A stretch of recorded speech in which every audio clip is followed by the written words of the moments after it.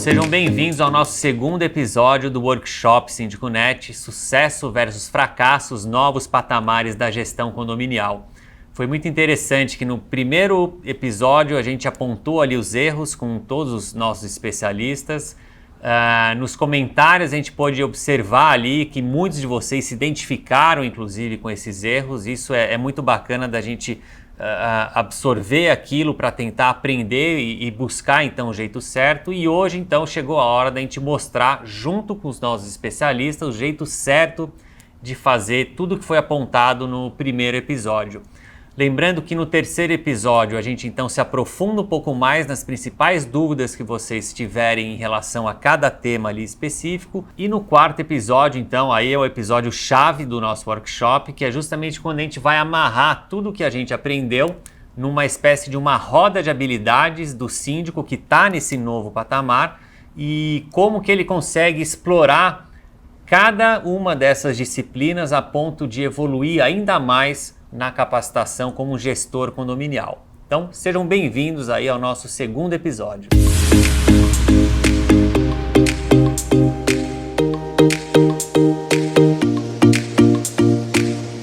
Bom, pessoal, a gente está de volta agora então para falar da parte financeira, né, da gestão financeira. No primeiro episódio a gente apontou aqueles erros ali relacionados à previsão orçamentária, a questão do seguro, obras também, que são erros ali bem pontuais, mas que impactam diretamente a finança do condomínio como um todo e certamente vai determinar ali o sucesso ou fracasso da sua gestão. Então, Tânia, eu queria que você contasse agora para a gente nesse episódio, né, que a gente vai falar dos acertos, um pouco sobre como então fazer uma contratação correta e otimizada aí do seguro do condomínio, você que levantou essa questão. Nós falamos no episódio dos erros sobre como o síndico se porta na correria do dia a dia quando ele recebe da administradora, quase sempre, o orçamento do novo seguro, da renovação do seguro, tá? Então, partindo disso, vamos lá, deixa eu tirar aqui. Opa! Partindo disso, a minha dica é receber antecipadamente os orçamentos. Por quê? Se a administradora te manda antes os orçamentos, você tem tempo para realmente fazer uma análise, tá? Como é que você vai fazer essa análise? Fazendo uma revisão nas apólices. Mas até agora eu não tive nenhum problema em relação ao meu seguro.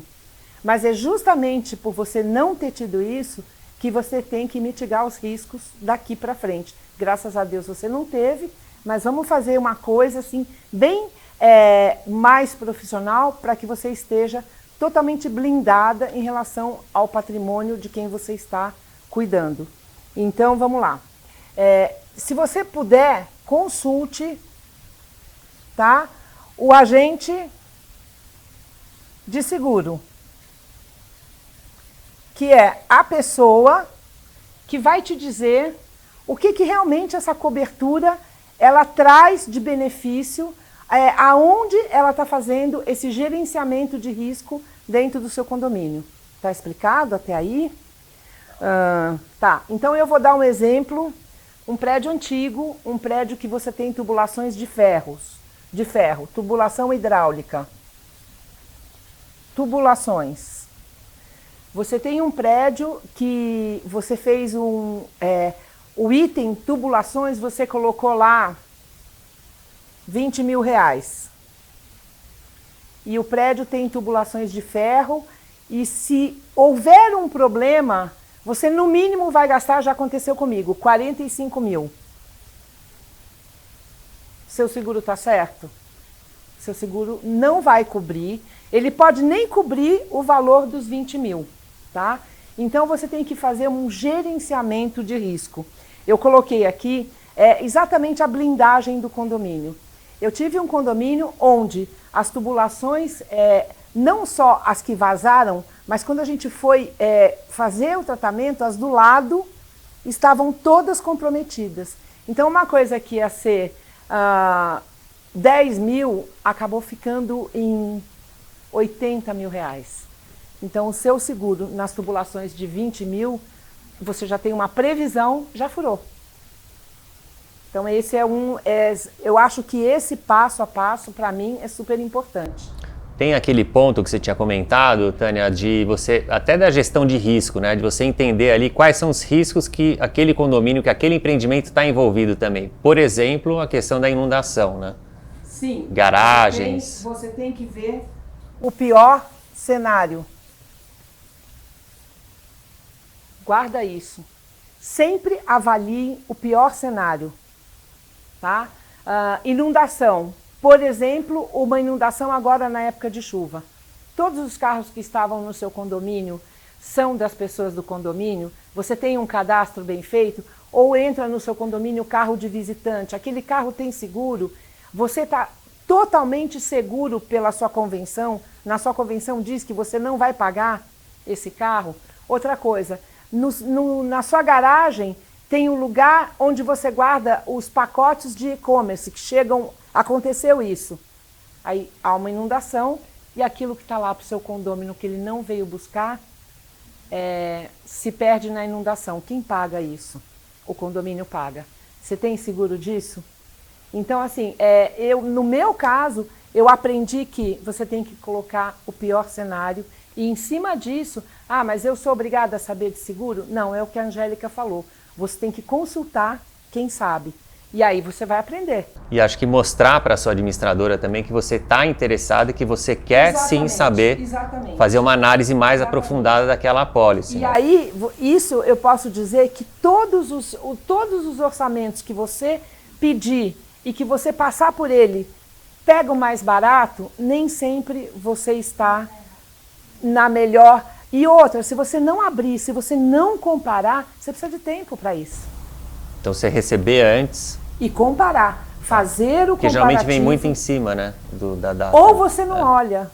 Porque isso não é uma prerrogativa do síndico. Eu já passei por isso e por isso que eu passei a olhar, a ter um olhar mais analítico sobre isso. É isso. Legal, muito bom, Tânia. Angélica, você falou muito da questão da régua de cobrança, né? A gente bateu nessa questão porque você não ter uma régua de cobrança, ela certamente vai gerar uma inadimplência maior no seu condomínio, algo que você poderia minimizar muito mais do que o que está acontecendo naquele momento, né? Sobre régua de cobrança, você consegue também explicar para a gente agora sim, né, o jeito certo de fazer? Sim, acho que é um assunto, como você colocou, super atual e que às vezes a gente cai mesmo numas pegadinhas, né, achando que a inadimplência é assim mesmo e que não tem jeito. E tem jeito sim, o jeito é criar processo e procedimento de trabalho. Eu vou me apoiar aqui no exemplo da Tânia, vou fazer um desenho para vocês. Quando a gente está falando de inadimplência, a coisa mais importante que a gente tem para fazer é separar o joio do trigo. Então, quando você está olhando para o seu prédio, você precisa saber quantos condôminos você tem que devem 1 ou 2 cotas, quantos devem de 3 a 5 cotas e quantos devem mais de 5 cotas. Aqui você começa a fazer o desenho da sua régua. Por quê? Essa zona aqui é uma zona que a pessoa ainda pode recuperar a capacidade pagadora. O que significa isso? Que se você tiver uma gestão, um processo, um procedimento de trabalho, você coloca essas unidades de novo de volta na rota. Aqui você começa a ter inadimplente crônico. Por quê? A dívida da pessoa vai ser maior do que a capacidade que ela tem com o orçamento de um mês de fazer um acordo de curto prazo e pagar a cota do mês mais esse acordo. Como que você pode desenhar uma régua de cobrança vencedora? Na minha opinião, a gente precisa fazer uma coisa antes desse desenho, que é ter a noção perfeita do que está se passando no seu prédio. Você precisa conhecer o comportamento do condomínio. E aí você vai colocar aqui, vai quantificar as suas unidades inadimplentes e vai poder contribuir, ajudar até a sua administradora a fazer a régua de cobrança que é boa para o seu prédio. Para alguns condomínios é bom você ter um processo todo digital. Para outros, você precisa ter um processo híbrido. Precisa ter telefone, precisa ter coisa digital, precisa ter, às vezes, até um corpo a corpo, uma participação maior na cobrança. Em outros, você tem um processo todo analógico. Então, conheça o seu prédio e desenhe. O importante é que, assim, todo condomínio tem o prazo bancário. Então, dentro do prazo bancário, você já tem um boleto que permite o pagamento depois do vencimento. Esse boleto vai te permitir de 0 a 30 dias, na maioria dos condomínios, após o vencimento, o pagamento com o boleto original. Você precisa ter a informação na sequência de que esse boleto não foi pago. Então, passou aqui 2, 3 dias, precisa aparecer um procedimento 1 de cobrança, amigável. Muita gente vai pagar aqui, ó. Se você fizer o procedimento correto, de acordo com a persona correta, aqui você vai ter o primeiro recebimento. Depois você tem até 60 dias do vencimento original do boleto, uma possibilidade ainda de pagamento em fase amigável. Então, você precisa desenhar aqui. Aqui vamos imaginar que é 30 dias. Depois você tem aqui mais 5 dias para essa primeira ação. E depois você tem mais 15 dias para a segunda ação, indo de 15 a 20 dias, que é a segunda cobrança. Nesse período, são as possibilidades amigáveis de recebimento que você tem. Então, a sua régua tem que ser capaz de olhar para isso, filtrar e te dar rapidamente um diagnóstico do que aconteceu.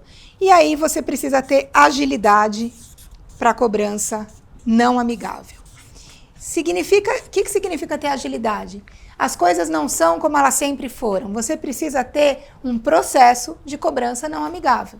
Seu condomínio vai protestar, sim ou não? Você vai colocar... Todo mundo sabe que depois da mudança no Código Civil, a ação de condomínio não passa mais por 2 etapas, de conhecimento e depois execução. Condomínio já é uma dívida reconhecidamente executável. Então, você vai já para a fase de execução. O que era uma ação de 5 anos, virou uma ação de 2 anos agora, 2 anos e meio. Então, a pessoa vai responder, inclusive, com o imóvel dela. Primeiro, você tenta fazer a penhora dos outros bens, depois o imóvel. Por isso é um recurso para o síndico, e o síndico precisa saber disso. Não existe gente devendo condomínio 10 anos, 15 anos. Isso pode acabar, isso precisa acabar e pode acabar na sua gestão. Se você fizer um processo, uma régua de cobrança. 3 passos. Conhecer o comportamento do condomínio, dividir, assim. Principalmente para poder ajudar esses caras. Porque esses aqui, você pode ajudar a recuperar... Ninguém quer dever condomínio. É ruim dever condomínio. Como eu falei, é uma dívida executável. Se você chega na hora certa com o remédio para esses caras, você recupera a capacidade pagadora deles. Virou crônico, seja ágil. Conheça todas as possibilidades e coloque elas na sua régua. Tenha fluidez na conversa com a administradora, com o seu escritório jurídico, para proceder de maneira a receber uma rápida resposta de um processo que virou crônico. Porque o crônico é ruim para todo mundo. Então, acho que, seguindo esse passo a passo, primeiro, olha para o seu prédio. Não se trata um inadimplente de 3 cotas igual um de 15 cotas. São coisas diferentes, são dívidas diferentes, são naturezas diferentes. Então, divida. Crie uma régua que permita que nos 60 dias do vencimento original, o condômino tenha facilidade de pagamento. Ele tem que conseguir pagar com boleto, sem falar com ninguém, às vezes ele não quer se expor, tem vergonha, enfim. Crie esse desenho, e esse desenho vai ter que ter a ver com o seu prédio, o que é mais e menos aderente. Mais digital, menos digital, vocês precisam encontrar o modelo. E aí, passou disso aqui, agilidade na cobrança não amigável. Com protesto, com propositura de ação, com acordo na fase jurídica, enfim. Não dá para ficar convivendo com o problema indefinidamente. Mesmo que ele seja um problema que, pega elevador junto, crianças brincam junto no parquinho, uma coisa é uma coisa, outra coisa é outra coisa. Então, acho que aqui a gente tem uma boa receita de bolo, Júlio. Legal, excelente e muito eficiente, né? No Síndico.net, inclusive, a gente tem uma matéria que explica bem essa questão da régua de cobrança. A gente tem até alguns modelos ali de que você pode usar também para ajudar a criar a sua régua ou até melhorar o que você já vem aplicando no seu condomínio. Tânia, a gente falou sobre... você, na verdade, levantou, né, a questão de erros ali sobre grandes obras nos condomínios, o quanto isso, o impacto financeiro disso na gestão financeira do condomínio, né? Falando agora de acertos, como que você pode explicar isso para a gente? Muitas vezes a gente entra num condomínio e esse condomínio precisa de obras de fachada, isso é muito comum. Pintura, pátios que precisam de impermeabilização, isso são grandes obras no condomínio. Então, assim, na minha visão, eu vou colocar o passo a passo que eu acho super importante. Quando você está lidando com grandes obras, você tem que saber quem é a empresa que está sendo contratada pelo condomínio. Suponhamos que você tenha entrado agora no condomínio. Você precisa pedir toda a documentação, você precisa saber quem são os funcionários, se eles têm todos os atestados de trabalho em altura, se todo o projeto está adequado e, principalmente, eu trabalho muito com uma coisa que se chama SLA. SLA. O que isso faz? Faz com que você cumpra prazos. O que essa empresa tem que fazer para você? Ele tem que cumprir o prazo que ele prometeu para aquela obra. Tá?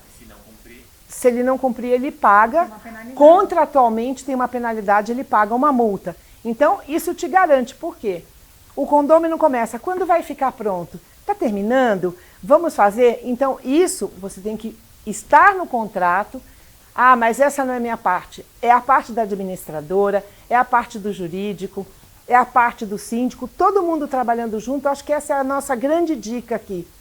O novo patamar é pessoas juntas fazendo uma gestão de nível e de qualidade. Essa eu acho que é a minha dica. Então, por exemplo, você vai fazer uma grande obra como empresa, essa empresa vai fazer impermeabilização. Eu tenho um caso assim agora. E aí tem que tirar as árvores. Ah, vamos tirar tudo, vamos impermeabilizar. Isso foi feito e aí essa empresa teve um TCA. Vocês sabem o que é isso? É um termo de compensação ambiental. Tirou-se algumas árvores e precisa ser plantado 10 árvores nativas de pequeno porte. Cheguei eu, contratada no condomínio, e aí esse prazo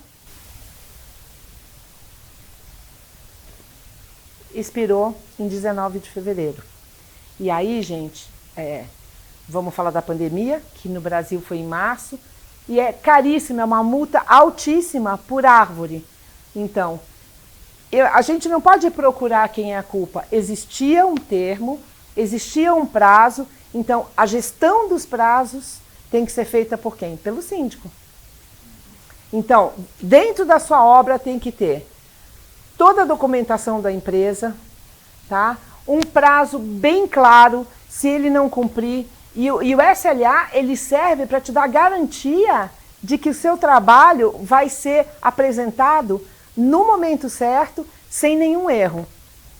Se você vai fazer jardim, se você tiver esse termo de compensação ambiental, isso funciona através de denúncia, mas funciona também porque os fiscais são super, eles aplicam exatamente aquilo que eles prometem, tá?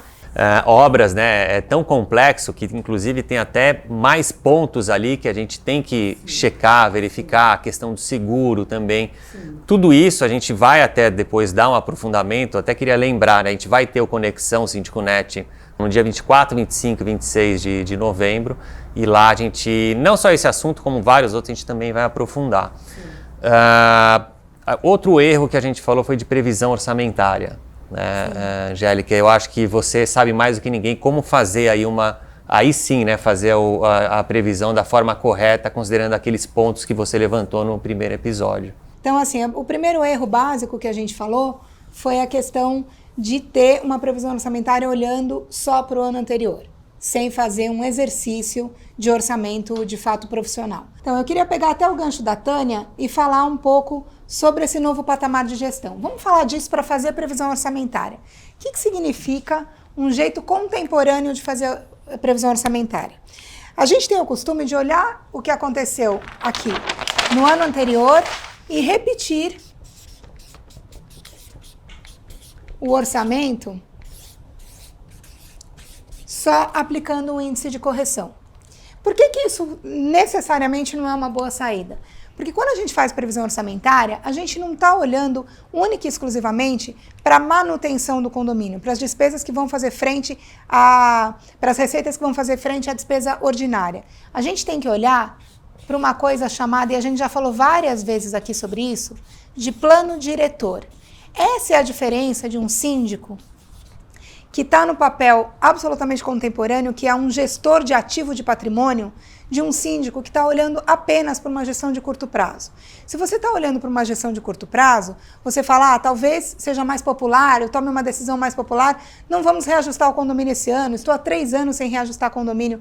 O que vocês acham que acontece com um condomínio que não é reajustado por 2, 3 anos seguidos e ele não tem um plano efetivo de redução de despesa? Porque às vezes isso acontece, mas você trocou sua modalidade de portaria, conseguiu achar alternativas em despesas de energia ou água para reduzir o condomínio. Se você não fez nada disso e ainda assim não sobe o seu condomínio, realmente tem alguma coisa, a conta não vai fechar em algum momento. Sabe em que momento não vai fechar a conta? No valor do metro quadrado do apartamento ou do conjunto comercial das pessoas que colocaram o patrimônio delas na sua mão.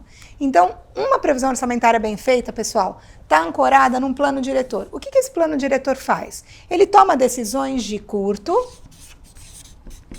e não vamos nem sofisticar muito o raciocínio, mas de curto e médio prazo. A gente não pode olhar para um condomínio só 12 meses, gente.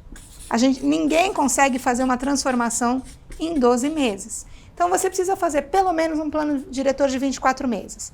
Você vai olhar para questões de manutenção, questões de valorização, de embelezamento, de atualização, inclusive de mobiliário. O que as pessoas mais olham quando elas vão tomar uma decisão de comprar um apartamento, por exemplo? Às vezes, uma cadeira quebrada na piscina faz aquele imóvel desvalorizar, um elevador que não passou por modernização, tubulação, como a Tânia acabou de falar, sem atualização para os equipamentos atuais. Então, você tem que ter esse olhar quando você vai fazer o exercício de previsão orçamentária. Qual que é a dica? Fazer a sua previsão orçamentária olhando para 2 coisas. Primeiro, para o seu plano diretor, fazendo com que tudo que está planejado lá, a previsão orçamentária seja um viabilizador daquele projeto.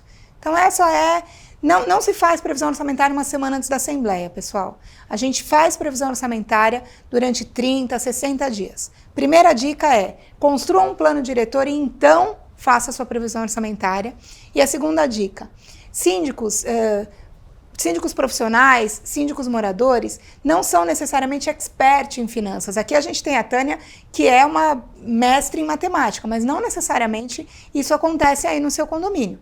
Então, o que você precisa fazer? Você precisa se ancorar em pessoas que têm a obrigação de ser expert em finanças de condomínio.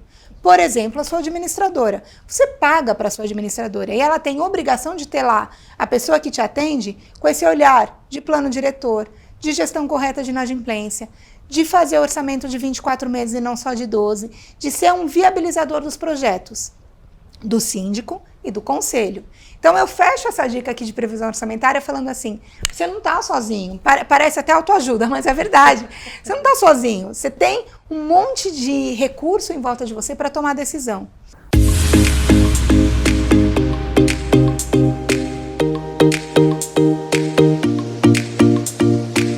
A gente, no primeiro episódio, o Fúvio, né, principalmente, tocou ali em erros bem interessantes, como não executar o passo a passo ali do planejamento, não considerar o perfil de cada condomínio, também a questão dos bons parceiros, né, a importância disso.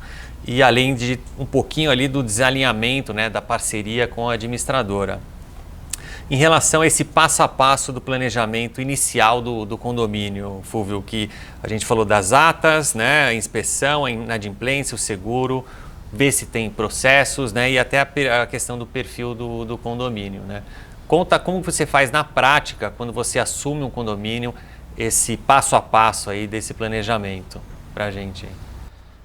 Hoje na prática, quando a gente assume, saindo da Assembleia, já saio com livro de atas, né, debaixo do braço ali, e aí falando dos parceiros, né, tem um parceiro na área de construção, engenheiro, advogado. Então vou junto com esse engenheiro no prédio, fazemos uma inspeção predial, né, desde a caixa d'água até o subsolo, até o térreo, vendo elevador, vendo se tem trinca, vendo se tem algum vazamento, estudando com os moradores ali, principalmente com o conselho, as dores que esse condomínio sente geralmente, né? Para a gente não sei se o elevador dá conta, se para sempre, né? Para a gente já atacar imediatamente esses problemas. Você tem um engenheiro próprio para fazer essa inspeção? Não, tem um engenheiro parceiro, próprio não. Sim. Okay. E escritório de advocacia, onde a gente pede para fazer, se tiver algum problema crônico de inadimplência ou processo trabalhista, né, para já ver que pé que está isso e qual o grau de dificuldade que a gente vai ter em relação a isso. Tá certo.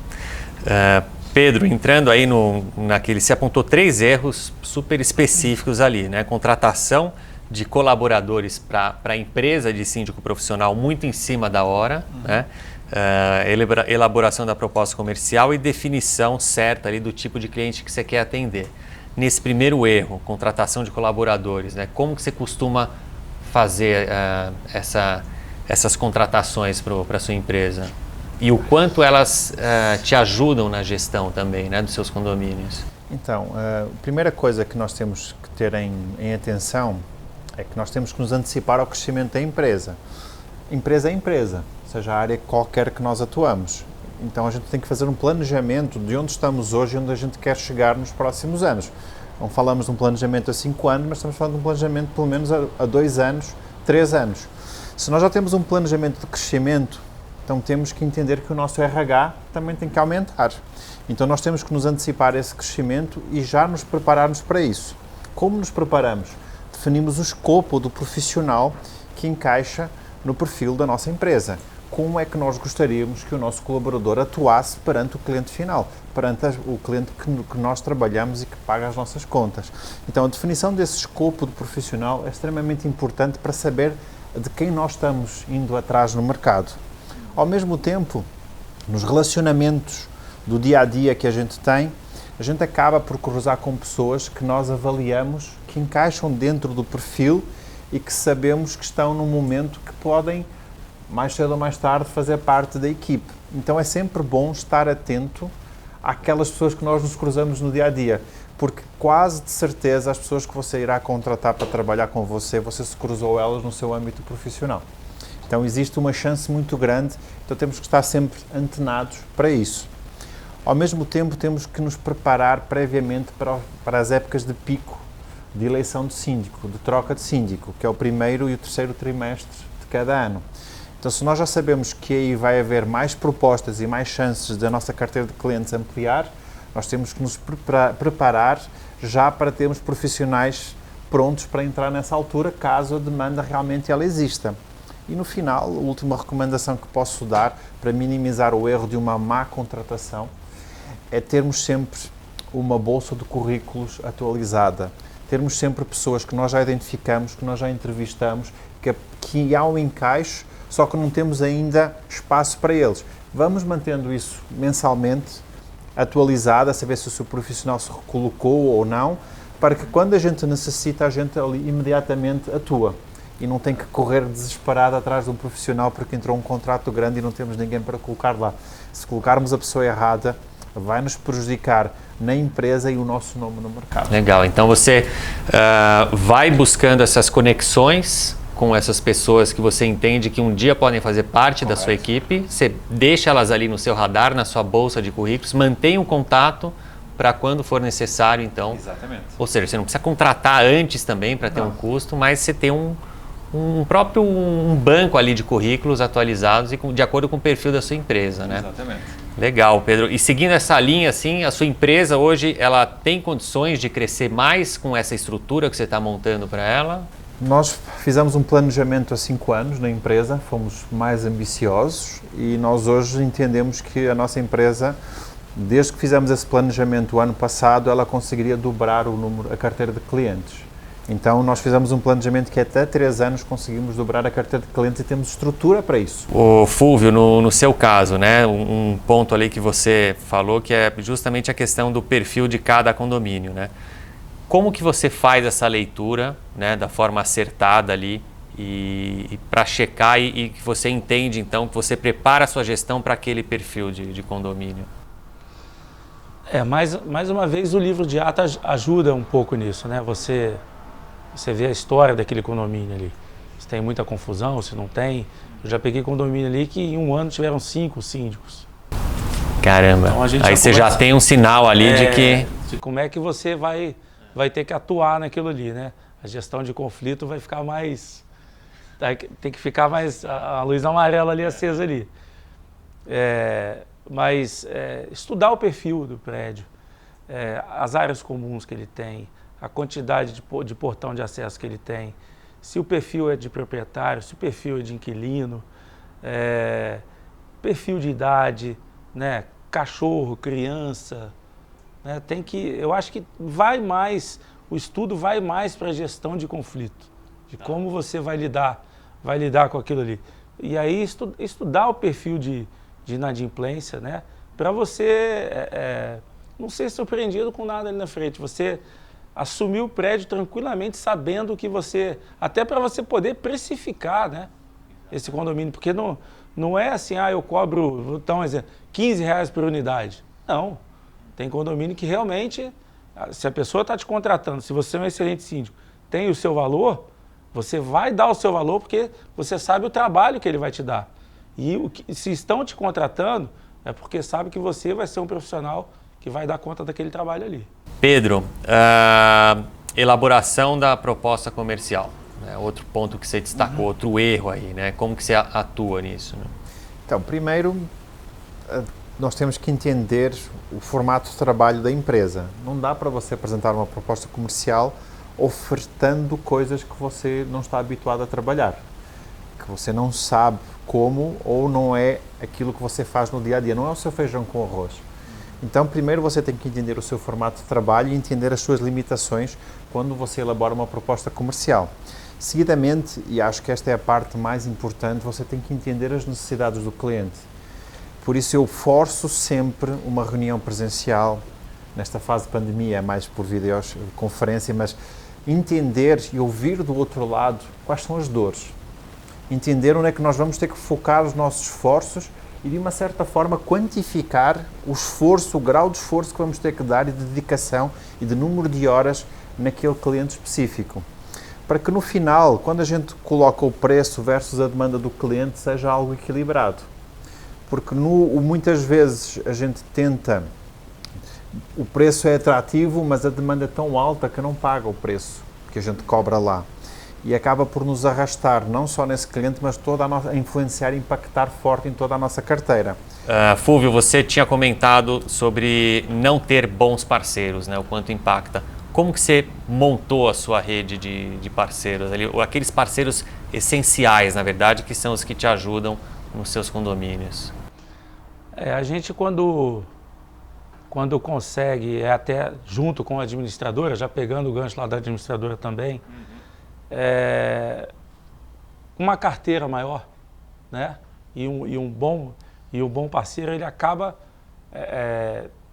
te atendendo mais rápido. Tem um ponto interessante que eu acho que vale destacar no Cotei Bem, que é a plataforma do Síndico.net, Sim. Que até o ano passado tinha empresas mais focadas para São Paulo e Rio de Janeiro, agora já está com empresas cada vez mais, cada semana entrando cada vez mais e mais empresas no Brasil inteiro, em praticamente todas as cidades, e o melhor, com as reputações que para cada uma em relação ao atendimento que elas vêm prestando aos síndicos daquela região.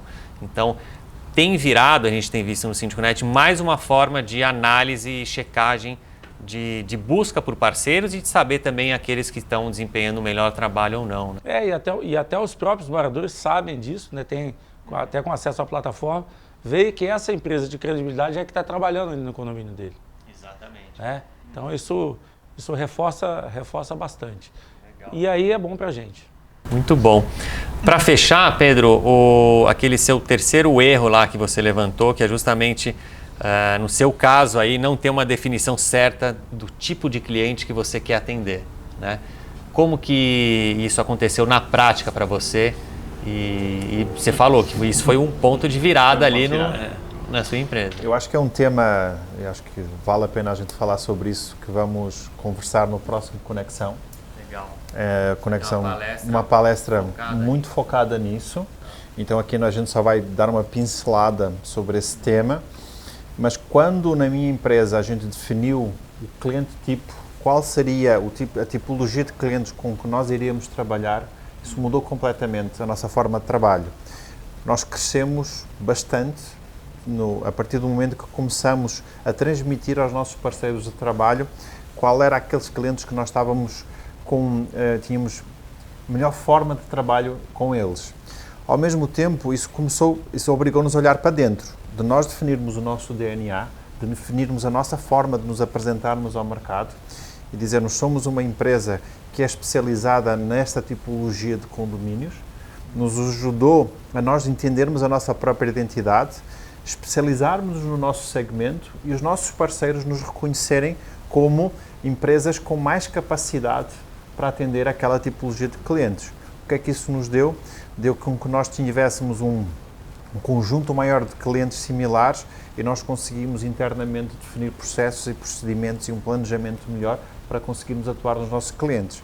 Então eu sei que é muito difícil as empresas numa fase inicial dizerem não, eu só vou tomar clientes desta tipologia ou daquela.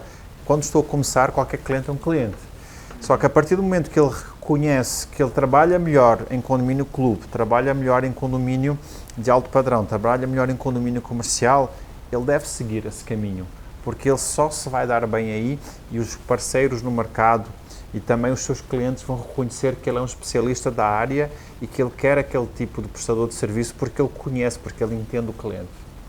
Então, eu não estou a dizer que o síndico não deve ser um canivete suíço e ser pau para toda a obra, mas a especialização ela traz as suas vantagens. É um processo mais longo de crescimento, mas ela traz os seus benefícios a longo prazo. Legal, muito bom. Então, obrigado pela participação de vocês dois em mais esse episódio. A gente se vê então no episódio 3 respondendo algumas perguntas aí importantes aí, muito baseadas em tudo que a gente falou.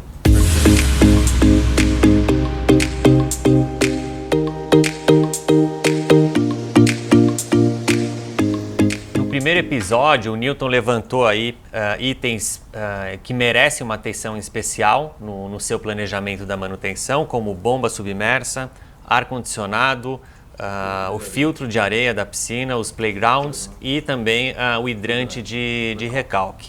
Tá? A importância de ter aí uma prioridade maior para esses itens, porque geralmente eles acabam tendo uma prioridade mais baixa e são itens ali que impactam em muito e podem gerar surpresas na sua gestão. Por outro lado, o Felipe bateu bem aí na tecla da questão da falta de planejamento, o quanto isso gera de problemas para o condomínio, seja qualquer que seja o porte desse condomínio, e falou muito também da falta de conhecimento do síndico em relação ao empreendimento e como isso cria uma desconexão entre o zelador e o gestor do condomínio.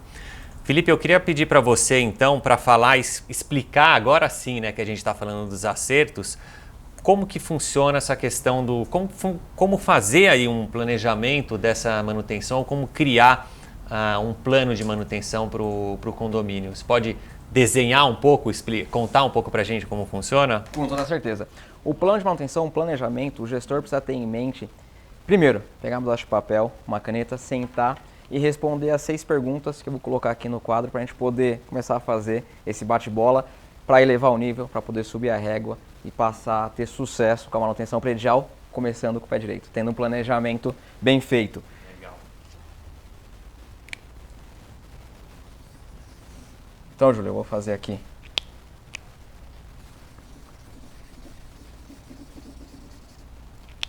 6 pontos.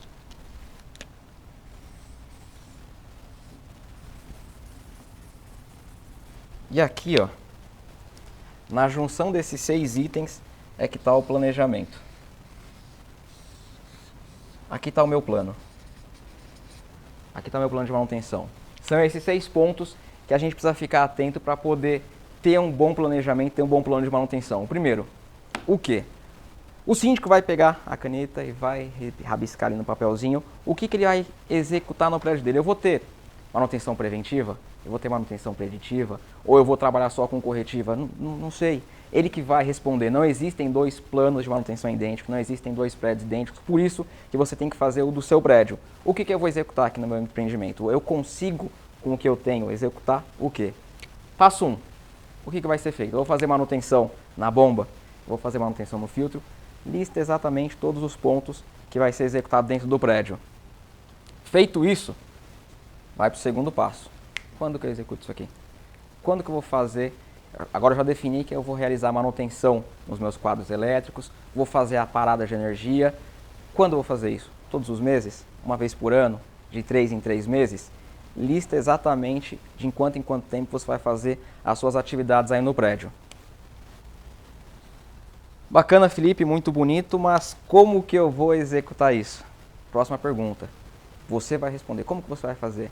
Eu vou contratar empresas, eu vou contratar ferramentas, eu tenho tudo o que eu preciso para poder fazer esse serviço. Vou pegar um exemplo, parada de energia. A gente precisa fazer essa atividade no condomínio todos os anos para poder fazer a limpeza e o reaperto da entrada de energia do prédio. Fundamental. O prédio precisa fazer isso porque é o primeiro ponto de contato da energia no condomínio. Eu preciso fazer uma parada, mas como que eu faço essa parada de energia? Primeiro, eu tenho que solicitar para a concessionária. Como? Depois de solicitar para a concessionária, tem que preencher um formulário. Como que eu preencho? O passo a passo, o procedimento de tudo que você vai executar. Já tem a lista de equipamentos, já tem a lista de serviços, a periodicidade. Agora você vai fazer o procedimento de como vai ser executado essa manutenção aí. Outro item, onde? O Nilton estava falando no outro episódio sobre aquele problema que ocorreu recentemente do ar-condicionado. Agora o síndico vai definir, eu vou fazer manutenção na área comum, eu vou fazer uma inspeção na área privativa nos meus quadros elétricos. É legal eu passar 2 vezes por ano vendo os quadros elétricos, vendo se tem vazamento no vaso sanitário ou não. É só na área privativa ou eu só vou fazer manutenção na área comum. Onde eu vou aplicar? Beleza, show de bola. É só na área comum? Não tem problema. Onde? Eu vou fazer no quadro, eu vou fazer na bomba, eu vou fazer na área. Onde efetivamente vai estar o seu planejamento de manutenção. Posto isso, o 5º passo é ele definir o porquê. É muito importante, síndico, você ter em mente o porquê que você vai fazer aquela atividade. Não existe o porquê sim ou porquê não. Ah, eu faço isso porque me mandaram, eu faço isso porque sim. Se você não tiver muito bem claro o motivo real de estar fazendo essa atividade e não passar para o seu zelador, com o tempo é normal que a gente vai perder essa sintonia e o serviço vai deixar de ser feito, porque não faz sentido, não faz nexo. Então, eu vou verificar o vaso sanitário da unidade privativa, porque se der vazamento, a minha conta de energia elétrica aumenta. Eu vou verificar o quadro da unidade privativa, porque se tiver algum problema, pode ocasionar algum incêndio aqui no meu prédio. O motivo tem que ficar muito bem claro e o zelador precisa saber exatamente do porquê que ele está fazendo aquilo ali, para que ele também entenda a real motivo e a real necessidade. 6º e último ponto, não menos importante e também não mais importante do que nenhum, só complementar, para poder fechar esse ciclo, é quem executa. O meu zelador vai conseguir fazer todas essas atividades que eu listei aqui em cima? Ele tem capacidade, capacitação e habilitação para poder fazer a parada anual de energia? Eu vou contratar uma empresa para poder cuidar das minhas bombas, para poder cuidar do elevador? Quem vai executar todo esse planejamento? Esses são os 6 pontos, com tudo em mente, tudo rabiscado, tudo escrito. O síndico vai ter o planejamento dele, vai saber por onde começar, por onde ter um plano de manutenção eficiente para o prédio dele. Legal, muito bom. Aproveitando, Felipe, no Conexão Síndico.net, que vai acontecer em novembro, né, no Conexão no formato online, no formato digital, você vai ter uma palestra. Eu acho que lá você, inclusive, vai poder aprofundar isso. E vou até fazer um pedido aí para você. Você consegue trazer para a gente um modelo de planejamento para a gente disponibilizar para o pessoal que assistir a sua palestra? Perfeito, com toda certeza. Tá, porque acho que vai ajudar até para iniciar e usar como base, né, para esse diagrama aí que você montou, né, do que, quando, como, onde, porquê e quem. Né? Legal, então a gente disponibilizaria aí, vamos ver aí então no Conexão Síndico.net. O Nilton, pensando aí naquele item que você falou, do bombas submersas, né? Eu acho que ali é o que você costuma ver muito nos condomínios e que não dão a devida atenção, é justamente então naquele ponto ali de quando, ou seja, a bomba submersa provavelmente não está sendo feita a manutenção na frequência correta, né? E onde também, né? Ou seja, muitas vezes ela não está nem apontada no plano de manutenção, né? É mais ou menos isso que você encontra nos condomínios que você pega? O que está acontecendo? Algumas vezes, nem no plano de manutenção está. Esse é o ponto crucial. Mas quando está, a gente normalmente se contrata uma empresa para fazer a manutenção, que é um dos itens que a gente define, né, quem vai fazer. Nesse caso, a gente contratou, mas eu tenho que ter uma supervisão. Só que ela vai de uma vez por mês. O que a gente pede para o zelador dentro do plano de manutenção, o período, a periodicidade em que vai ser feito esse trabalho de verificação, ele tem que fazer isso semanalmente. Ele vai olhar, verificar se está funcionando, se ela está fazendo a sucção adequada ou não, para ter problema. Então, em primeiro lugar, ele tem que estar no plano de manutenção, mas ele tem que estar também periodicamente, e esse periodicamente é semanal que a gente faz para evitar, né, algum problema. Porque se ele começa a subir um pouquinho o nível, a gente já vai fazer, olha, alguma coisa não está bom. Ou eu chamo a empresa que faz a manutenção, ou se é dentro do prédio eu tenho um manutencista, eu vou fazer dessa forma. Tá? Então é importante a gente... Perfeito, e isso vale para os outros itens também. Outros itens também. Tá, o hidrante de recalque, filtro de areia, o playground, tá, o ar-condicionado também, né? No primeiro episódio, Newton, você também começou a falar até de um mapeamento ali, né? Do que o síndico precisa fazer desse condomínio, e aí entra um pouco do que o Felipe tinha falado, né? Daquela falta de conhecimento do empreendimento, né? Sendo também um outro erro aí que é necessário aí ter mais atenção para isso. Você tem um síndico com falta de conhecimento do empreendimento, muitas vezes porque não fez o mapeamento correto, e aí uma desconexão com o zelador para realizar essa manutenção, né? Mapeamento, né? Como que você pratica isso nos seus condomínios? Ele tem várias formas de praticar, tá? Desde um simples, porque eu tenho, né, empreendimento pequeno e tem muito complexo, né? Os pequenos pode ser, né, o que a gente faz é pegar um papel, sulfite, uma caneta e ir anotando isso aí, o que, né, o Felipe já falou. O que a gente tem que fazer? Só que a gente tem que ver e passar, como a gente fala, no dia seguinte ao que eu fui eleito, ou a partir de amanhã que nós estamos fazendo esse vídeo, o que a gente tem que fazer? Ir lá e vão conhecer o prédio se eu não conheço. Conhece o prédio e aí anota todos os detalhes, tá certo? Se é um prédio, né, pequeno, ele pode fazer nesse papel sulfite. Se é um prédio maior, ele vê algumas formas, até que ele tenha um sistema e contrate uma empresa para fazer isso, né? Para fazer esse trabalho. Tem aplicativos? Tem que ter aplicativos, tem empresas especializadas hoje no mercado que fazem esse trabalho também, né? Então, o que a gente pode fazer? Desde do papel sulfite até um aplicativo, até um sistema. Hoje a gente vê que tem locais que você pode aplicar com QR Code em cada local, não só você como síndico, mas qualquer pessoa que chega ali perto, ele pode colocar ali no QR Code e levantar um problema, tá certo? Zelador, o próprio zelador pode fazer, o manutencista, até a pessoa, com o smart, até a pessoa da limpeza pode fazer isso. Que aí é uma conexão entre todos e tem um sinergismo, que aí todo mundo ajuda na manutenção. Mas é básico que eu tenha um plano de manutenção e tenha uma checagem e uma periodicidade. Quando eu vou fazer isso, e importante, né, o que o Felipe falou, por que eu estou fazendo isso? Né? Se eu não sei o porquê, e muitas vezes o zelador falou, olha, desde do seu Pedrinho, né, há 25 anos atrás, ele falou para mim fazer, eu estou fazendo, mas eu não sei. Então o importante do outro lado é a gente pegar e sentar com o zelador e falar, olha, por que eu preciso disso? Por que é importante para você, né, verificar? Qual é a sua importância aqui dentro, né, da organização do prédio? E o que eu costumo falar para o zelador, a gente conhece muito o zelador quando ele sai de férias.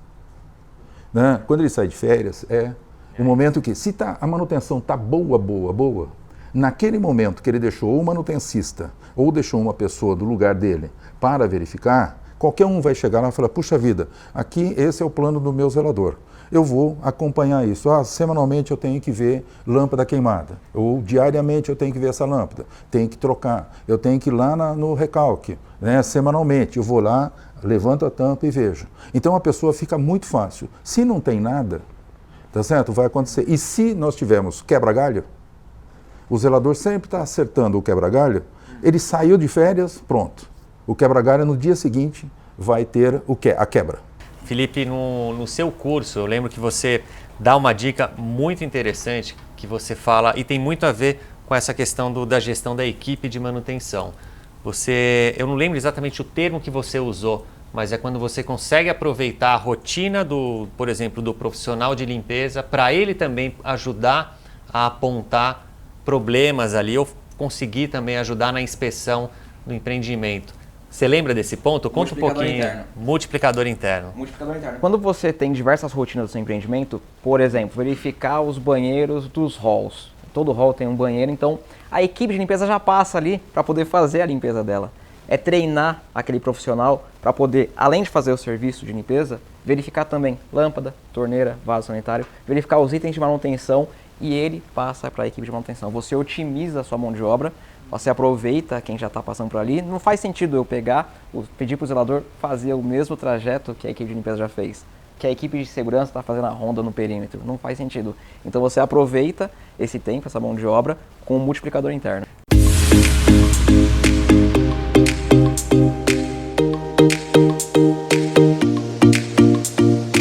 Vamos agora falar dos acertos. Um dos que a gente falou no começo foi justamente sobre como o síndico vem aplicando advertências e multas, né? Sim. Focando aí em acertos, Michel. Eu diria que nesse aspecto as advertências, as multas e até os livros de reclamação, eles são o registro da vida do condomínio. E é o registro da vida do condômino. Lá no fim, se quiser mandar um presente, muito obrigado, senhor condômino, colaborador, bacana, legal, né? Você tem um registro ali de algumas coisas boas que foram a postura dele, né? E se você quiser até construir a história do condômino antissocial e que vai ser expulso, pegando o outro extremo da história para procurar ver qual que é o meio termo, realmente registrar tudo para poder chegar na mesa do juiz e falar, olha, com esse histórico assim, excelência, não vai dar para conviver mais com ele. Mas achar que vai expulsar alguém ou que vai convidar alguém para viver bem junto, sem nenhuma conversa e nenhum diálogo, através das advertências que tem que ser amigáveis, por isso que a gente estava falando, não termina ali com esse erro, sob pena de serem tomadas medidas judiciais cabíveis, porque isso é o óbvio. Né? O que não é óbvio? Bem conversar, eu posso tal dia na administração. Se quiser um outro dia, por favor, entre em contato e altere a data, estou à disposição. Esse é um outro jeito de conversar.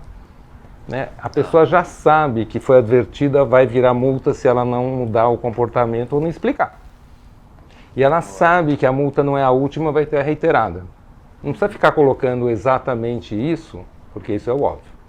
Savoy, teve um ponto que a gente estava comentando também, e eu acho que vale tocar nessa questão, que é justamente aí o conflito entre moradores, né? E muitos conflitos a gente tem visto aí que os próprios moradores podem resolver entre si, né?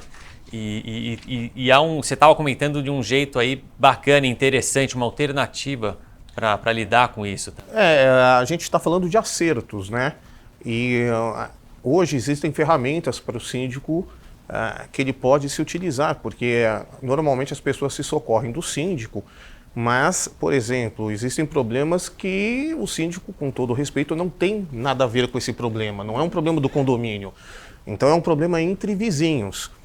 Então, a mediação ela tem sido muito utilizada para tentar resolver esses problemas entre vizinhos, porque você empodera as pessoas a utilizarem, justamente falando dessas necessidades de filho pequeno, de cachorro, de latido, de barulho, de trabalho.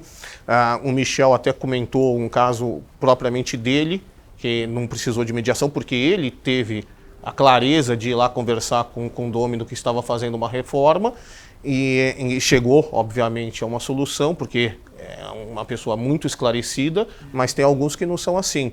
Então, quando você consegue empoderar as partes para que elas resolvam os seus problemas, o síndico está delegando, dando a chance delas resolverem essa situação, apontando o caminho. Então, ele está dando uma solução E com a utilização de um mediador, que muitas vezes é do Tribunal de Justiça, então as pessoas vão conversar mais seriamente com uma pessoa do Tribunal de Justiça lá no meio, que sabe fazer essa interlocução, não vão deixar os dois baterem boca lá e ficarem brigando, e pode ser feita também por meio online. Hoje, né, nos dias de hoje, está sendo tudo feito. Então, eu considero a utilização da mediação dentro do condomínio um acerto muito grande. Tá? O problema é entre vizinhos. Qual que é o erro que a gente, não sei se falou, mas é aquela coisa de falar, isso não é problema meu. Eu sou o síndico do condomínio, isso é um problema de parede, ou de teto e laje, enfim. Só que onde é que está esse problema? Ele só está ali ou ele está dentro de todo o condomínio? Uma pessoa brigando e gritando entre vizinhos interfere na qualidade de vida do condomínio como um todo? Uma cara feia em vez de uma cara boa no elevador todo dia interfere? Uma ação judicial interfere na estabilidade, inclusive econômica, do condomínio? Então, quando vai receber uma reclamação, uma demanda, uma necessidade não atendida, como você bem fala, de um morador contra um morador e que, na verdade, nem ficaram sabendo, a primeira coisa é perguntar para os moradores em volta, ei, chega aí. Sim, Né? E outra coisa é falar, tem um conflito, independente das características dele. E aí perceber que esse conflito não é só dessas pessoas, em geral ele tem um potencial contaminante. O comportamento do diálogo pode contaminar positivamente e o comportamento do não diálogo pode também contaminar negativamente. Então perceber que o conflito entre dois moradores pertence e está acontecendo em todo o condomínio. Muito bom. Assembleias, Michel? E eu gosto sempre de dizer que a Assembleia, as pessoas chegam querendo ir embora logo, deliberar logo, chegam tecnicamente com uma posição já fechada, eu já tenho meu voto, dá para ir logo para a deliberação? Então é uma recomendação acertada e que eu percebo na prática aí de tornar ela amigável, né? Tornar ela de uma forma que, e eu gosto de dizer, amendoim é excelente, ou outra coisa que seja crocante, porque quando as pessoas estão tensas, cansadas, até se ajudar a acordar, mastigar alguma coisa torna agradável. Eu já tive a oportunidade de estar em assembleias onde as pessoas competiam por chegar na assembleia. Né? Vai ter umas comidas super legais, porque quem vai fazer é fulano, ciclano, beltrano, ou é aquela torre que recebe melhor do que a outra. Bacana. Né? Então, nesse contexto, dá para dizer que a cooperação, em vez de até uma competição, quando ela é saudável, ela realmente justifica o sucesso das assembleias. Muito bom, interessante, um ponto de vista aí que poucos, ainda mais hoje em dia, né, no mundo que a gente está, enxergam essa possibilidade. Né? Isso vale para o formato digital também, Michel? Você consegue ver aí intervenções ou ações que a gente consiga tornar esse ambiente digital mais agradável também? Se a ideia era tentar estender para o outro limite, né? O limite do super bom, eu tenho um grupo para citar como exemplo da faculdade, onde a gente se reúne todos os sábados no final da tarde e cada um põe uma mesa digitalmente e fica todo mundo comendo junto alguma coisa e conversando. Não sei se isso é factível nas assembleias, mas promover alguma coisa que dê a sensação para a pessoa que mesmo estando no digital, ela está numa sala, né? Que nem a gente está aqui, a gente tem a sensação informalidade da situação. Criar um pouco respeitadas as formalidades necessárias e essenciais ao ato jurídico, para falar tecnicamente, não é? Tá certo. Vamos entrar num ponto aqui que eu acho que é aquela questão que a gente falou da espiral, né? Do problema, deixar aquele problema pequeno escalonar também, né? Você começou falando sobre isso no outro episódio, Savoy. Eu queria que você, então, agora desce aí um pouco aí dos caminhos que você entende para evitar que esse problema entre nessa espiral aí. Todo conflito ele tem uma dinâmica que é previsível, tá? Então, quando a gente fala da espiral, é quando você não consegue lidar com o conflito e ele vai crescendo numa espiral até se tornar um conflito maior ou chegar nas vias de fato. Então, ele sempre vem numa crescente e existe um estancamento. Esse estancamento pode ser o Poder Judiciário, esse estancamento pode ser uma notificação judicial, esse estancamento pode ser uma advertência, uma multa condominial, esse estancamento pode ser uma conversa, uma mediação. Então, é muito importante para o síndico, antes de qualquer coisa, saber e estar capacitado para lidar com a situação, tá? Não tem como, no mundo de hoje, você achar que sabe algo. Não tem isso, tá? Ou você tem que saber onde se encontram as ferramentas necessárias para indicar ou ter um problema, que é uma coisa normal nos dias de hoje, ou você precisa estar capacitado para lidar com o problema. Tenho certeza que vocês falaram, né, inclusive, sobre a comunicação também não violenta. Então, a forma como você se comunica, ela é um fator determinante para que esse conflito escale ou diminua. Então, a comunicação, agregada aos perfis de pessoas que o Michel falou anteriormente, ela tem que ser usada e ponderada de uma forma correta. Você não pode pegar uma pessoa que, como ele disse, que é crítica e usar uma comunicação direta, entendeu? Você tem que ter uma escutativa determinada, entender o que a pessoa crítica está falando, porque normalmente as ideias vêm das pessoas críticas. As pessoas críticas, elas agregam muito com ideias, às vezes favoráveis, às vezes desfavoráveis, mas assim, ou viáveis, mas elas estão sempre expondo algo ou expondo uma necessidade delas não atendidas. A sua comunicação com uma pessoa que é saudosa é diferente. Então, eu acho que para você estancar o conflito, o primeiro passo é utilizar técnicas de comunicação. É um fator fundamental que o síndico tenha conhecimento disso, tá? E, posteriormente, técnicas de negociação, que também são 5 técnicas que seria importante qualquer síndico ter conhecimento. Tem uma comunicação que é a preventiva também, né? Essa comunicação, que você está falando, ela é super bem-vinda quando já emergiu a necessidade da conversa. Às vezes nem emergiu ainda o conflito, né? Nesse contexto, a gente pode pensar um monte de comunicação preventiva eficiente para chegar de uma forma bacana. O cara olha, dá uma risada, não esquece. Ele dá uma rosnada, ele quer esquecer. É diferente. Bom, a gente falou então aqui sobre aplicar advertências, né, a forma mais correta de se fazer isso e mais humana, inclusive. A questão das assembleias, o Michel deu dicas boas aí para a gente tentar também deixar isso mais humanizado aí e menos seco, né, menos frio, como muitos síndicos vêm buscando, né, para tornar o mais objetivo possível, e isso tem gerado problemas também, então é bom ter um meio termo.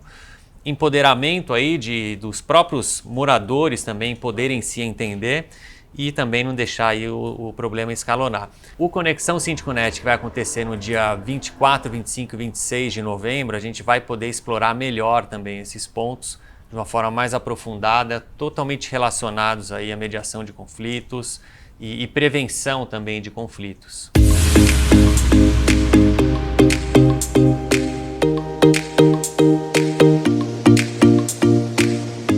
Bom, falando dos acertos na comunicação, no episódio anterior a gente levantou os erros relacionados aí à falta de planejamento, erros na linguagem, no formato e no conteúdo também, os canais que são escolhidos de forma errada, você não colher feedback dos moradores e você também não estruturar ou organizar essa comunicação com os moradores.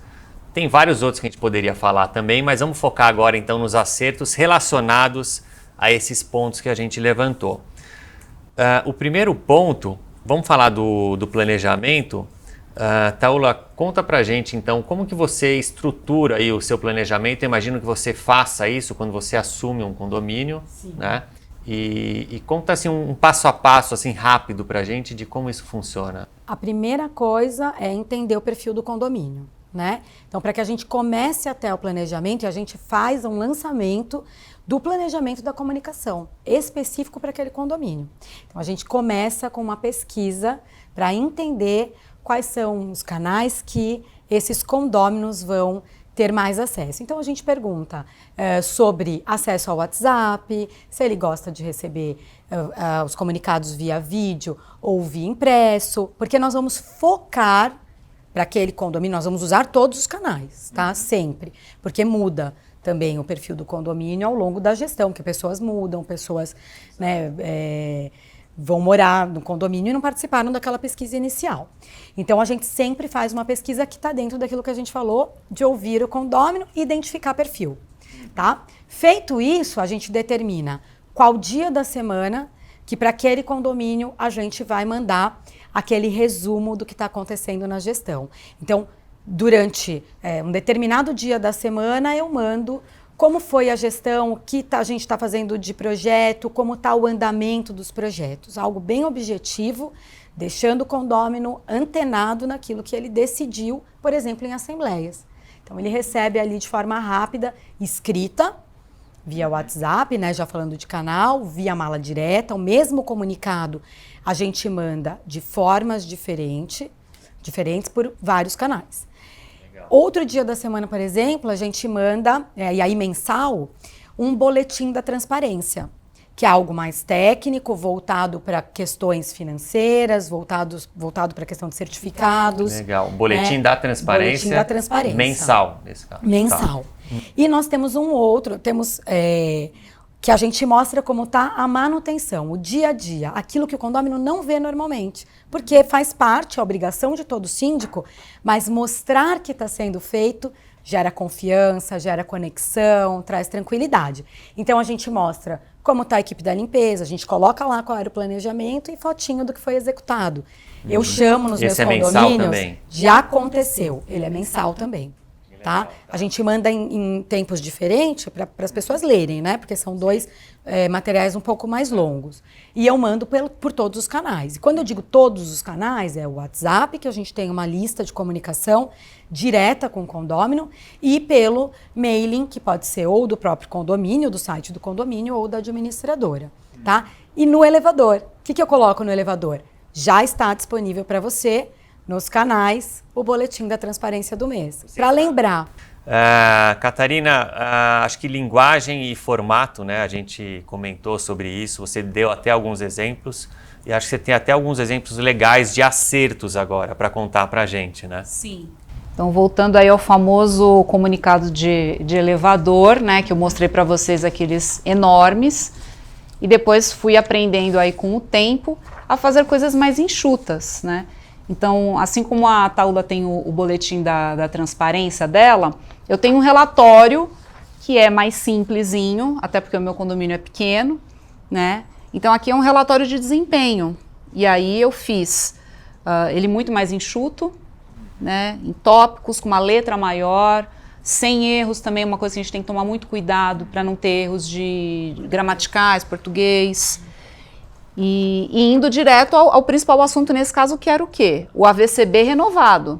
Né? Então, mesmo a pessoa que mora no primeiro andar, ela consegue saber daquela informação, né? E esse daqui que acho que é o de desempenho mesmo, né? Que você pontuou ali. E esse daqui também tem por áreas, né? Então, áreas comuns, aquilo que foi feito. Então, no hall, salão de festas, playground, aí eu fui colocando por cada uma das áreas do condomínio, que daí as pessoas conseguem, de fato, ler. E isso também é possível de ser distribuído por e-mail, né? Aí vai depender dos canais que tem. No caso do meu condomínio, que eu até comentei dos erros que não tinha nenhum meio de comunicação, eu criei um e-mail oficial do condomínio, que também o zelador acessa, e também um celular com WhatsApp, com uma lista de transmissão. Porque para os recados mais urgentes, a gente acaba distribuindo por ali, que daí é uma forma muito mais rápida, melhor do que ficar interfonando para todo mundo, né?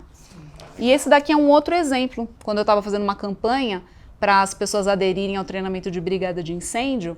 Então ele é simplesinho, mas ele tem uma imagem aqui que já remete ao assunto, né, com a data, local, horário, e aqui eu também chamando as pessoas para ação. Então eu coloquei os andares, conforme as pessoas iam aderindo, se voluntariando a participar, aí eu ia preenchendo que no primeiro andar já tinha alguém, no segundo andar já tinha alguém, e aí quem é de um andar que não tinha ninguém já ficava ali esperto para poder também participar. Tem um do Síndico Net que você usa, que é o resumo mensal, né? Sim, isso daí. O financeiro, né? O financeiro.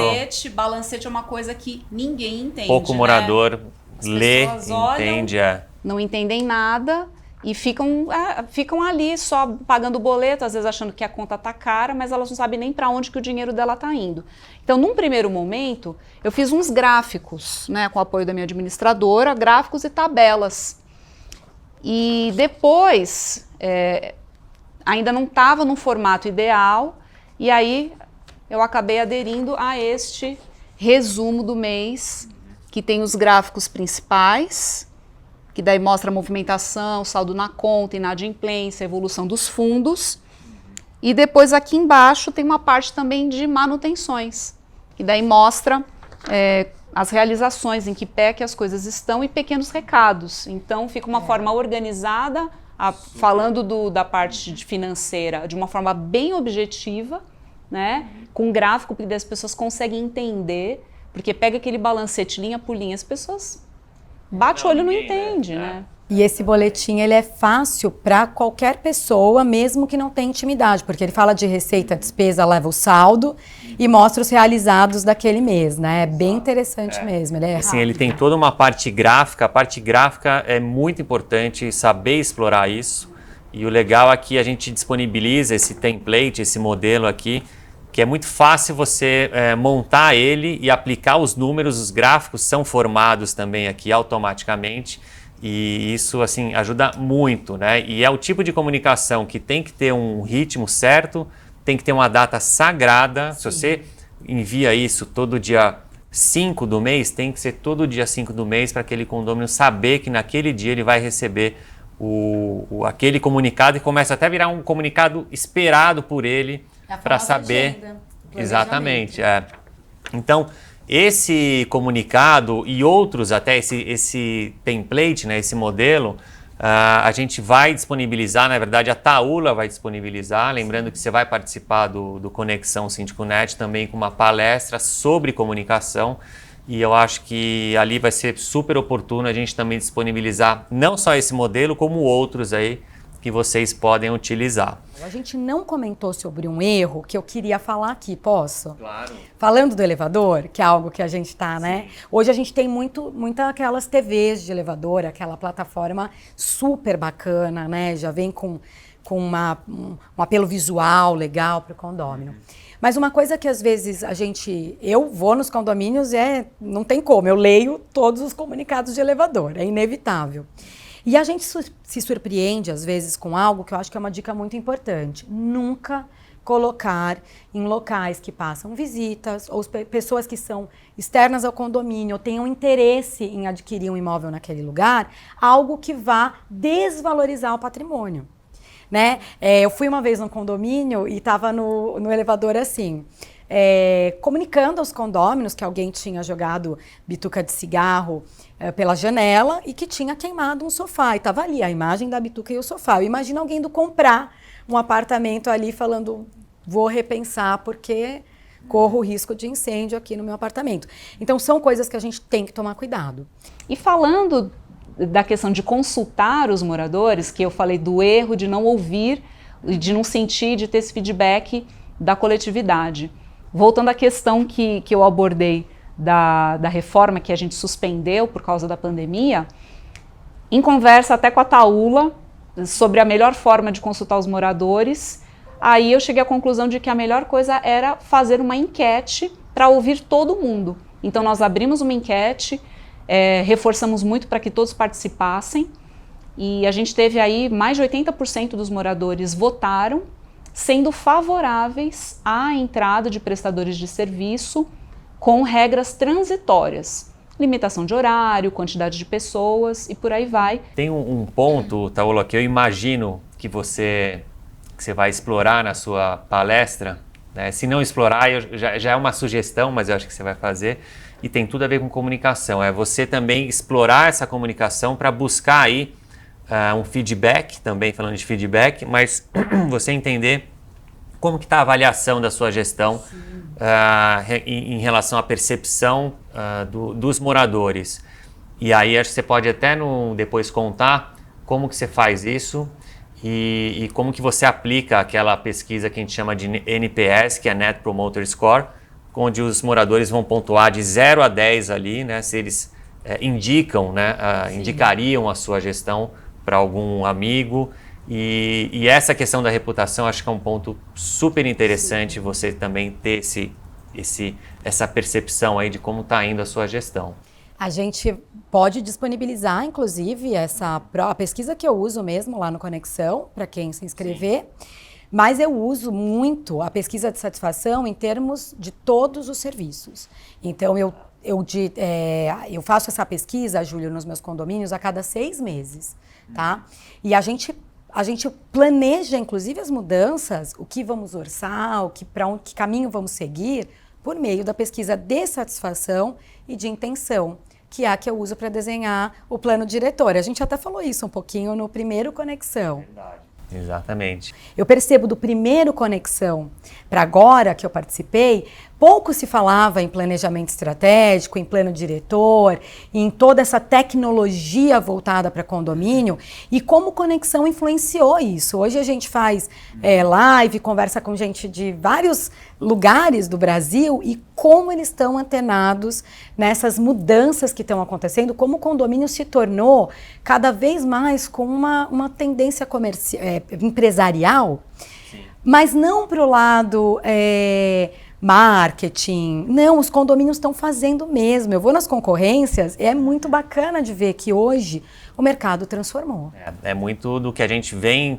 batendo nessa tecla, né, de novos patamares, né, da gestão condominial. Realmente as coisas já vinham se tornando num nível aí mais profissional, e aí veio a pandemia e acelerou tudo muito mais, né? A gente vem falando 5 anos em 1, e isso que tá sendo bem interessante, é muito do que você falou, né, da gente acompanhar como que isso daí está acontecendo nos condomínios. É um acerto e acho que é um ponto de atenção mesmo, né? Redes sociais, né?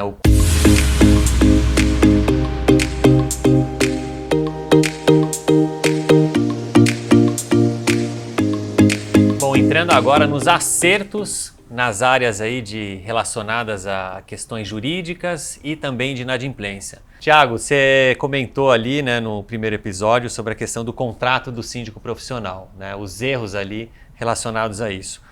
Vamos para os acertos agora, então? Perfeito. Acerto muito simples, pessoal, no sentido de que a gente só tem que respeitar o que está determinado na lei. O síndico ele é eleito dentro do condomínio. A partir do momento que eu quero trazer um síndico profissional, uma pessoa de fora para dentro do condomínio, é interessante que eu apenas observe o que está determinando o artigo 1347 e o 1348, parágrafo 2º. A eleição ela é feita pela Assembleia. Se você gostaria, ou o condomínio no geral gostaria que aquele contrato tivesse uma força executiva maior, recomendo sempre que o contrato seja transparecido na ata da Assembleia. Então o caráter de cobrança vai ficar mais efetivo, porque a ata, né, ela vai traduzir o que a reunião vai falar.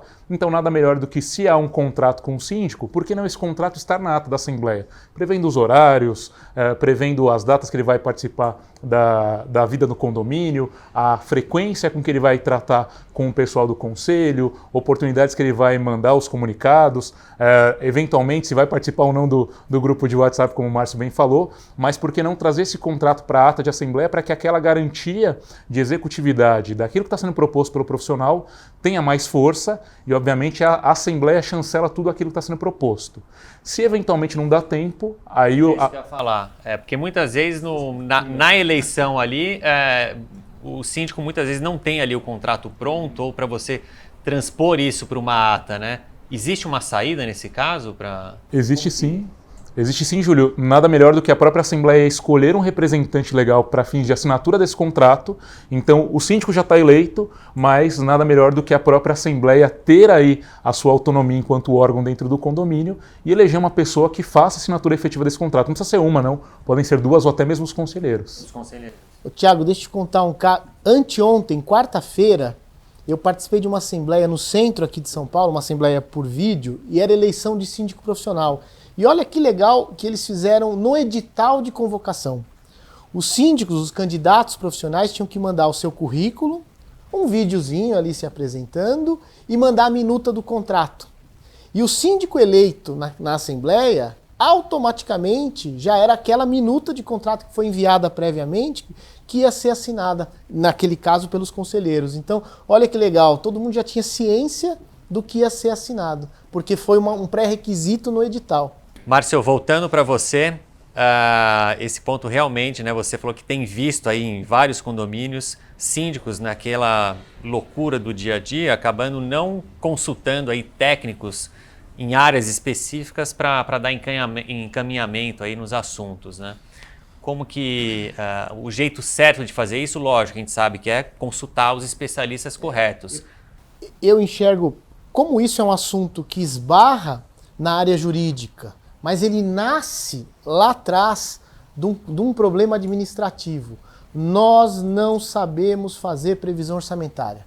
Quando eu digo nós, síndicos, advogados, donos de administradora, gerentes de administradora, sabe o que a gente faz? A gente pega o mais simples, a gente recorta, copia e cola, a gente tenta fazer o menor preço possível, porque a gente quer que ninguém pague condomínio caro, e aí a gente pega os pequenos itens que deveriam constar na previsão orçamentária e a gente rabisca e tira. Então, tudo isso nasce porque a previsão orçamentária é mal feita. Então, na verdade, o que a gente deveria fazer para matar esse problema, para o síndico ter autonomia, ter alçada para contratar esses profissionais, é na previsão orçamentária anual, assim como a gente prevê um valor enorme lá para portaria, limpeza, segurança, administradora, água, luz, gás, lá embaixo na previsão, contratos diversos, uma verba para engenharia, uma verba para jurídico, uma verba para auditoria e uma verba para outras especialidades. Aí você coloca, estou chutando o valor, R$1.000 para cada área, você está falando em 4 áreas em R$4.000, isso não vai doer no bolso quando você gasta de portaria 50 mil.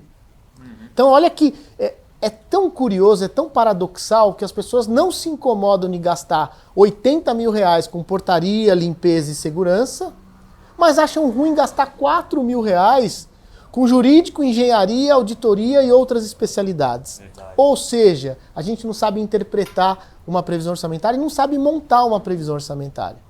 Vamos lá, Thiago, você tinha comentado aí da questão das assembleias, né? Muitos erros ainda acontecem, né? E conta pra gente, dá algumas dicas aí para evitar, então, acabar com esses erros comuns e que ainda acontecem e que não deveriam mais acontecer, né? Perfeito, Júlio. A gente falou no programa passado que talvez um dos maiores problemas que tenham nas assembleias é a questão do chamamento, né? A pessoa que eu estou chamando na assembleia, será que efetivamente ela é a condômina, né? Seja proprietária ou adquirente daquela unidade? E como é que a gente faz isso na prática? Peca-se no básico, não pede-se uma certidão de matrícula do imóvel, ou às vezes o próprio síndico deixa de pedir o contrato de compra e venda daquela unidade, ou compromisso de compra e venda, ou contrato de cessão daquela unidade, documentos que comprovam que aquela pessoa que está naquela unidade agora é condômina para fins legais e pode participar da assembleia, pode votar, pode se expressar, desde que obviamente seja quite com a sua cota condominial. Então, a primeira dica que a gente dá é sempre confirma se aquela pessoa de fato é a proprietária. Um pouco antes de você pensar numa assembleia, vamos buscar todos os documentos que comprovam que o Júlio ou o Márcio são pessoas que têm a propriedade ou têm pelo menos a posse daquela propriedade e a que título ela está para que ela possa vir para a minha assembleia de uma forma mais garantida, né? Porque senão a premissa de anulabilidade ou nulidade da assembleia fica configurada. Na própria Assembleia também o cuidado mínimo de saber se a cota condominial está paga, a transparência nas informações, né?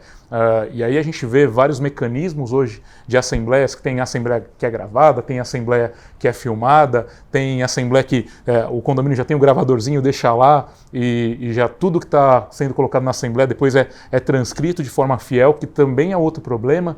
Às vezes a ata de assembleia ela vem desfalcada, vem com pequenas faltas de informações que são cruciais para o condomínio, então nada impede que o próprio condomínio tenha um conselho, eventualmente gestor das assembleias, que vai escutar toda aquela descrição das assembleias, ver se a ata está fiel, depois leva para o registro e está tudo certo. Então são detalhes básicos que os síndicos podem fazer e que conferem um caráter de legalidade e robustez para a assembleia, e aí o risco é mínimo, né? Não acontece. Beleza, ótimo. Márcio, você tinha falado sobre inadimplência, né? Acertos aí de inadimplência. Bom, felizmente, os síndicos estão bem atentos em relação a esse tema. Então, alguns poucos erram naqueles temas que a gente falou, de expor muito inadimplente, de ficar com ódio, fazer vingança, mas a maioria vem trabalhando bem. E uma outra coisa importante, cobrança ativa. Já é possível fazer via escritório de advocacia uma cobrança ativa. Telefone, SMS, WhatsApp, cartinha. A cobrança não é mais como antigamente. A gente pode se assemelhar a uma cobrança feita por esses bancos que infernizam nossa vida. Quando a gente está com a conta negativa, quando a gente deixou de pagar alguma coisa, nós não vamos chegar nesse limite de ligar no sábado à noite, de ficar ligando 30 vezes. Agora, fazer uma cobrança ativa por telefone, por WhatsApp, tem funcionado bem. É incomodar o devedor um pouquinho ali no sossego dele. E é legal que aqui no estado de São Paulo, eu não sei em outros estados, mas aqui em São Paulo já existe um convênio do Tribunal de Justiça, do Poder Judiciário, com os órgãos de proteção ao crédito. Então, quando você distribui a ação de execução, automaticamente o nome do devedor já fica negativado nos órgãos de proteção ao crédito, o que nos ajuda bastante. Essa negativação, claro, não é igual a um protesto, ela é um pouquinho mais branda, mas já nos ajuda, claro. Então, tudo isso eu acho que é o caminho natural, sem ideias mirabolantes, para combater a inadimplência. Tiago, relação a contratos no geral, né? Que é outro ponto que você levantou aí, que você tem visto muitos erros, né? Perfeito. Bom, com relação aos contratos no geral, a gente tinha falado no episódio passado sobre a falta que os síndicos têm de ler simplesmente o contrato, né? E às vezes por um receio do contrato, às vezes tem termos que não conseguem entender, e o Márcio aqui deu a receita do sucesso. Traga um profissional de competência para poder fazer essa avaliação junto com o síndico. Então, se você, síndico, tem medo do contrato, chama o jurídico, né? Por que não chamar o advogado do condomínio e esse advogado fazer uma leitura ativa junto com o síndico para bater ponto a ponto os contratos que já são celebrados pelo condomínio. Os contratos novos, obviamente, os escritórios têm feito um trabalho de conversa sobre as cláusulas de contratação, e isso sendo transparecido para o síndico fica ciente de tudo que está sendo contratado, de tudo que está sendo colocado, dos riscos e das práticas que ele pode e que não pode fazer. Então, a partir do momento que o síndico toma essa consciência do contrato, seja através da própria leitura, em que ele entende de forma efetiva o que o contrato está querendo dizer, uma tradução mesmo do escritório de advocacia, tende-se a minimizar os riscos de fazer qualquer coisa contrária ao que o contrato está prevendo. E é muito simples. Tiago, posso te contar uma coisa que eu vi outro dia, que eu fiquei encantado, eu acho que talvez seja o caminho para nós advogados e para os síndicos. Eu vi um condomínio que tinha um banco de contratos. E qualquer prestador de serviço que quisesse trabalhar para aquele condomínio ia ter que se moldar àquela minuta que era própria do condomínio. Então tinha uma minuta para terceirizada, uma minuta para o advogado, uma minuta para administrador, uma minuta para o cara do jardim, uma minuta para o cara do elevador, enfim.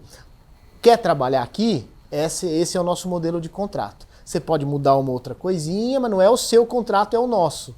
Eu achei arrojado, achei bacana. Interessante. E a proposta, inclusive, Márcio, é muito boa e vai ao encontro das propostas de compliance que estão sendo muito bem empregadas dentro do condomínio, né? Então, a partir do momento que o condomínio tem um escopo de trabalho específico, às vezes previsto em assembleia, discutido com o conselho, o banco de contratos é, com certeza, a melhor ferramenta para garantir direitos aí. Com compliance, né? Que é outro ponto aí que a gente vai explorar aí também no Conexão.